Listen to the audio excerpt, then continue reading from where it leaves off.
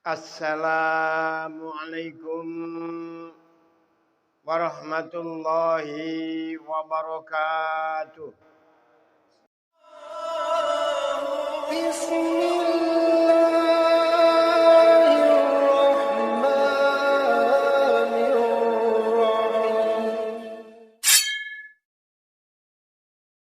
Alhamdulillah.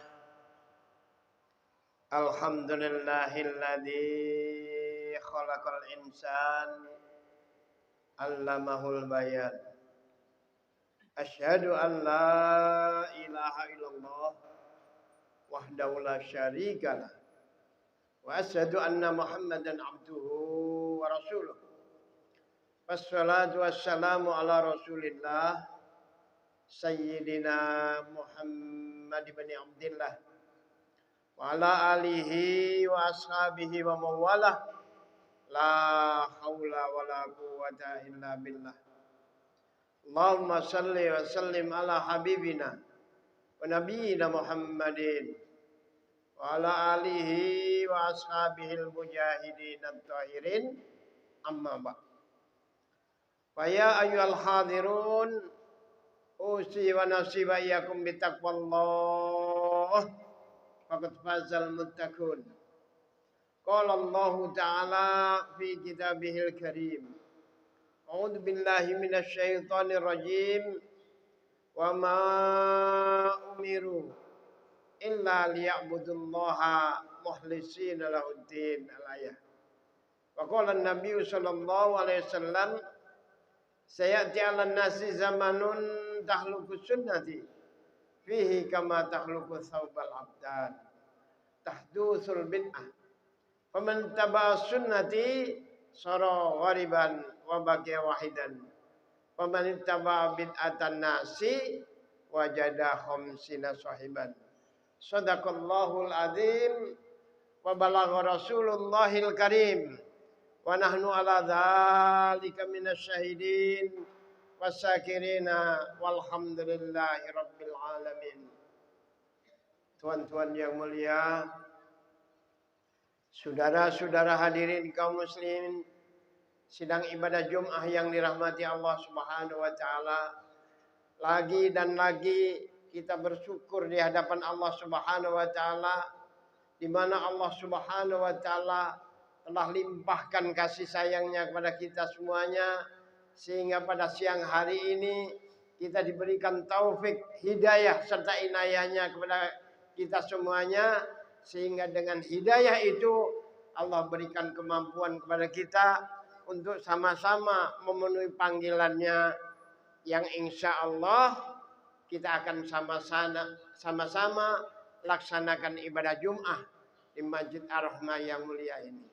Mudah-mudahan dengan apa yang telah kita buat pada siang hari ini menjadi asbab Allah Subhanahu wa taala semakin bertambah keridhaannya kepada kita semuanya.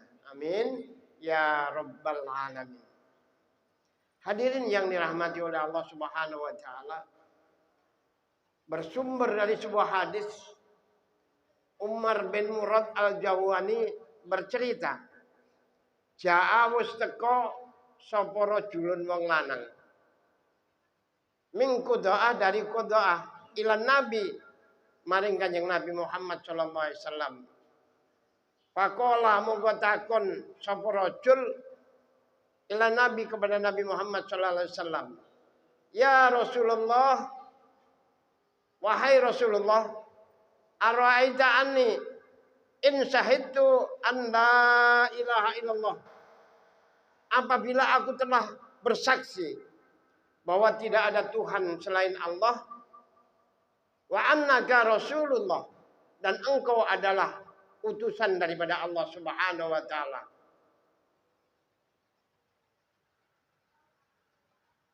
Wa sholatil khamsa, aku telah melakukan sholat 5 waktu.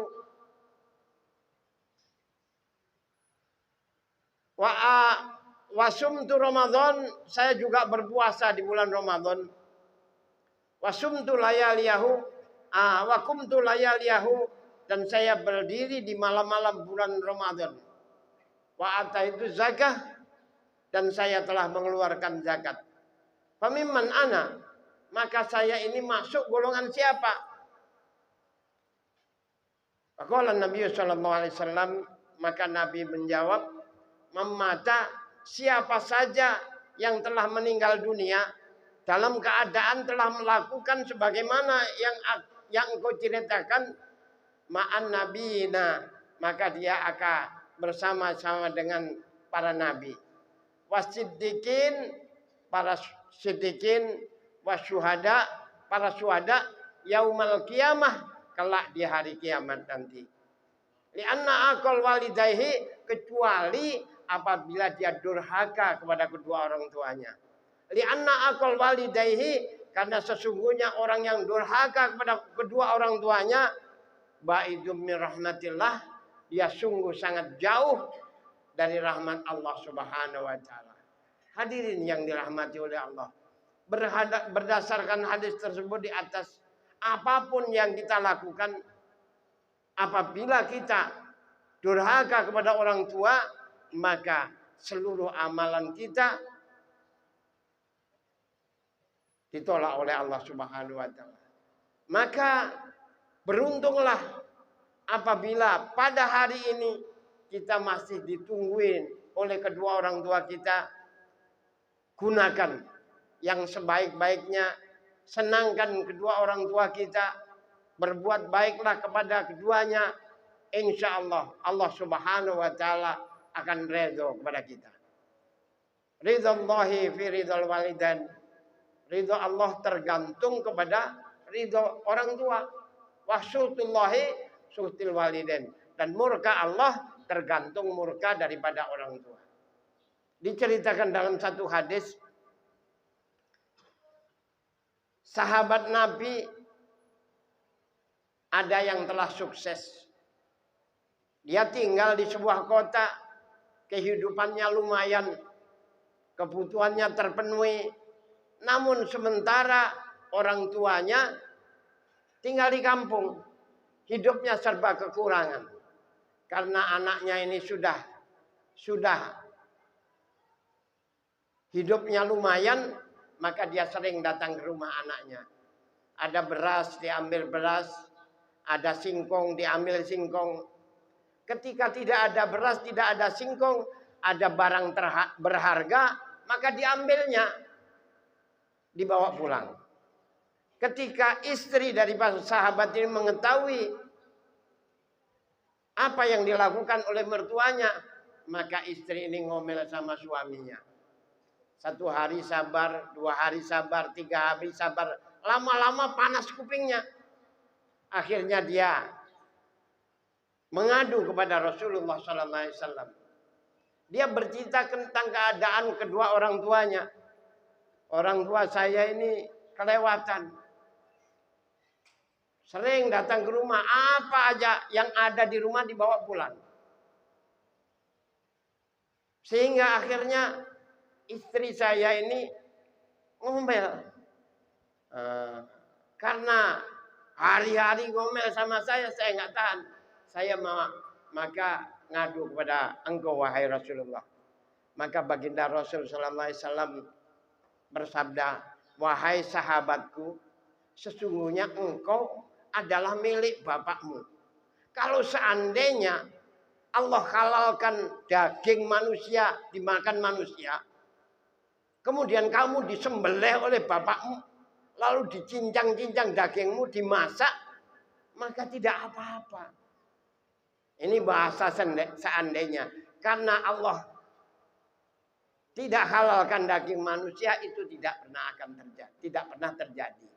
Hadirin yang dirahmati oleh Allah Subhanahu wa taala. Maka sungguh sangat merugi seorang manusia yang masih ditungguin orang tuanya, lalu tidak menyebabkan dirinya masuk surga. Dia adalah orang yang jahil dan bodoh. Orang jahil dan merugi, kata Nabi SAW. Hadirin yang dirahmati oleh Allah. Maka anak laki-laki tidak pernah akan putus kepada orang tuanya. Maka orang tua apabila sudah tua menjadi tanggung jawab anak laki-laki. Namun apabila anak perempuan Bila sudah mendapatkan jodoh, maka ketaatannya diberatkan kepada suaminya. Diceritakan satu hari ada seorang kurir datang kepada istri daripada sahabat mengabarkan bahwa bapaknya telah sakit. Sementara suaminya udah berangkat kerja. Wahai kurir, saya tidak bisa menghadiri undangan orang tua karena suami saya sedang tidak ada di rumah. Maka pulanglah kurir itu. Hari kedua datang lagi. Suaminya pun belum pulang. Maka dia tidak berangkat. Minta maaf kepada mertuanya. Hari ketiga datang lagi. Dikabarkan bahwa orang tuanya sudah mati. Sudah meninggal dunia. Maka diceritakan istri tadi minta maaf. Karena suaminya pun belum pulang. Saya nggak berani meninggalkan rumah. Karena saya takut meninggalkan rumah karena suami saya dalam keadaan tidak ada di rumah. Maka anak tersebut tidak datang walaupun orang tuanya sudah meninggal dunia. Sehingga pada saat itu gempar. Oh, semua orang tetangga-tetangga mengolok-olok dia. Sehingga pada saat suaminya pulang mendengar berita yang nggak enak di kuping. Maka dia buru-buru datang kepada baginda Rasulullah SAW mengadukan hal ihwalnya. Ya Rasulullah, saya bekerja di luar kota. Berhari-hari saya tidak pulang. Dikabarkan orang tua saya meninggal. Istri saya tidak berani menjenguknya. Karena saya tidak ada di rumah. Hari kedua, ketiga diceritakan ayah saya telah meninggal dunia. Istri saya juga tidak bisa menengok jenazahnya karena saya belum pulang. Lalu bagaimana keadaan kami dan istri kami? Wahai sahabatku, itu semua disebabkan karena istrimu taat kepadamu. Dengan ketaatan istrimu kepadamu, maka aku diberitahu oleh malaikat Jibril bahwa orang tuamu telah diampuni dosa-dosanya oleh Allah Subhanahu wa taala. Hadirin yang dirahmati oleh Allah. Maka kita sebagai anak diurus orang tua. 10 anak satu orang tua sanggup ngurusi. Tapi kadang-kadang anak 10 mengurusi satu orang tua nggak sanggup juga. Ini menunjukkan bahwa kita ini lemah, hadirin yang dirahmati. Satu hari baginda Rasul datang ke rumah Fatimah. Dilihatnya matanya bengkak. Ditanya oleh baginda Rasul, "Ya Fatimah, malladhi yubakika? Kenapa engkau menangis?" "Wahai ayah, tadi malam Imam Ali mengajak kami untuk bersenang-senang. Karena kami capek ngambil air, ngangkat jun, lalu mengisar gandum. Sehingga saya merasa capek. Tidak, saya penuhi permintaan daripada suami saya Imam Ali. Maka akhirnya beliau marah sama saya. Ketika marah saya baru sadar. Saya rayu, saya putar, saya kelilingi dia sampai 72 kali. Baru Imam Ali redho kepada saya. Maka baginda Rasul SAW berkata, "Wahai Fatimah anakku, kalau seandainya Imam Ali, kalau seandainya engkau meninggal dunia, sementara Imam Ali tidak redho dengan engkau, maka saya bapakmu tidak pernah akan menyolati jenazahmu." Hadirin yang dirahmati oleh Allah Subhanahu wa taala. Maka pentingnya seorang istri taat kepada suami. Maka ini kewajiban suami untuk memberitahu bagaimana seorang suami menyenangkan istri dalam rangka melaksanakan perintah Allah. Seorang istri taat kepada suami juga dalam rangka mentaati perintah daripada Allah. Sehingga semua yang dilakukan semata-mata karena Allah Subhanahu wa taala. apabila dalam rumah tangga kita bisa hidupkan sunnah baginda Rasulullah SAW, suami senantiasa sayang kepada istrinya, istri senantiasa taat kepada suaminya, maka Allah Subhanahu wa taala redho kepada pasangan suami itu. Yuwafiqillah, Allah tolong. Siapa sih model bagaimana sih perempuan yang solehah itu? Almar'atu solehah, wanita yang solehah, idza sholat khamsaha, apabila dia melaksanakan sholat 5 waktu, wa shomat saroha, dia berpuasa di bulan Ramadan, wa hafat farjaha, dia menjaga kehormatannya, wa ato'at jaujaha, dia taat kepada suaminya, tadkhulu min ayyi syi'ti min abawabil jannah. Perempuan seperti itu boleh memasuki surganya Allah Subhanahu wa taala melalui pintu manapun juga. Maka dari itu suami berkewajiban untuk membimbing istrinya. Apabila suami tidak membinanya, tidak mendidiknya, sehingga akhirnya dia masuk neraka, istri itu bisa nuntut kepada suami. Karena ar-rijalu qawwamuna 'alan nisa, laki-laki bertanggung jawab kepada istrinya dunia sampai akhirat. Maka dari itu menjadi seorang suami harus punya karakter bati fil ghadab wa syari'um fil afi. Tidak mudah marah kepada istrinya walaupun istrinya suka ngomel-ngomel. Tapi apabila istrinya salah, maka dia cepat-cepat memberi maaf kepada istrinya. Jadi seorang suami yang baik punya karakter bati fil ghadab wa syari'um fil afi, tidak mudah marah kepada istrinya, bahkan apabila dia salah dimaafkannya lalu diberikan hadiah. Itu suami yang baik. Maka dari itu kita sebagai suami hendaknya senantiasa menjaga amanah yang diberikan kepada mertua kita dengan yang sebaik-baiknya, sehingga menjadi asbab Allah redha kepada kita, dimasukkan kita di dalam golongan hamba-hambanya. Mudah-mudahan di akhirat nanti kita dimasukkan oleh Allah dalam surganya dengan ridho dan kasih sayangnya. Amin ya rabbal alamin. Barakallahu li wa lakum fil Qur'anil azim wa nafa'ani wa iyyakum bima fihi minal ayati wa dzikril hakim. Taqabbal minna wa minkum tilawatahu innahu wal ghafurur rahim.